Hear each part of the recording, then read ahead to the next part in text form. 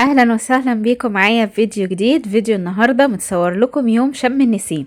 بس قبل اي حاجه وانتوا بتتفرجوا على الفيديو، لو بتتفرجوا من الموبايل اقلبوا الموبايل عشان تشوفوا الصوره اوضح والصوره كمان تكون معدوله.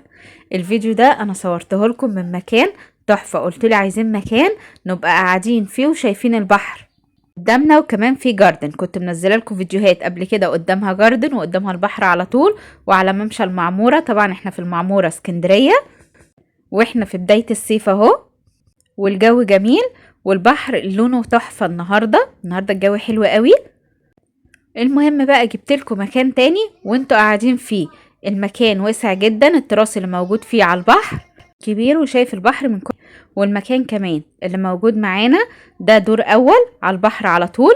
المكان نضيف قوي، متوفر فيه كل الخدمات زي ما بقول لكم. طبعا المكان بيكون للعائلات فقط، واللي بيأجر في المعمورة بياخد كرنيهات الشواطئ، بيدخل الشواطئ او اي مكان قريب من المكان اللي مأجر فيه بيدخل من غير ما يدفع فلوس خالص طول فترة الإيجار اللي هو مأجرها. المكان متوفر فيه كل حاجة. عايزين تقولوا عليه شاليه دور أول على البحر مباشرة، تمام. شقة دور أول على البحر مباشرة برضو تمام. هي الاتنين في بعض. والشواطئ في اسكندرية خلاص اتفتحت، يعني هتقدروا تستمتعوا كمان بالصيف.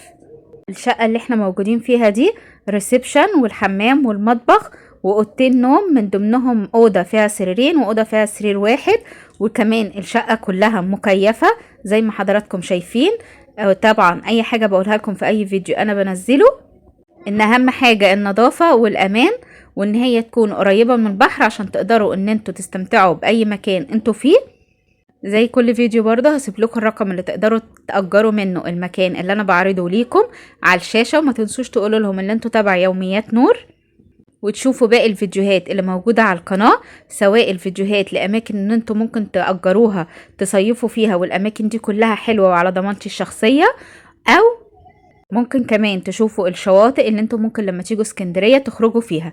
وكمان هنبدأ من أول الاسبوع الجاي ان شاء الله هننزل فيديوهات للشواطئ كلها، واحسن الشواطئ وبالاسعار المختلفة وافضلها اللي ممكن تصيفوا فيها، واماكن الخروج في كل مكان. ولو اي مكان حابين ان انا اصوره اكتبولي في الكومنتات، او اي حاجة عايزين تعرفوها.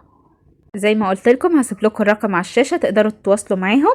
وما تنسوش تشوفوا الفيديوهات اللي على القناة هتعجبكم جدا. ولو اول مرة تشوفوا القناة اعملوا اشتراك وفعلوا الجرس ولايك للفيديو، واشوفكم فيديو جديد على خير. مع السلامة.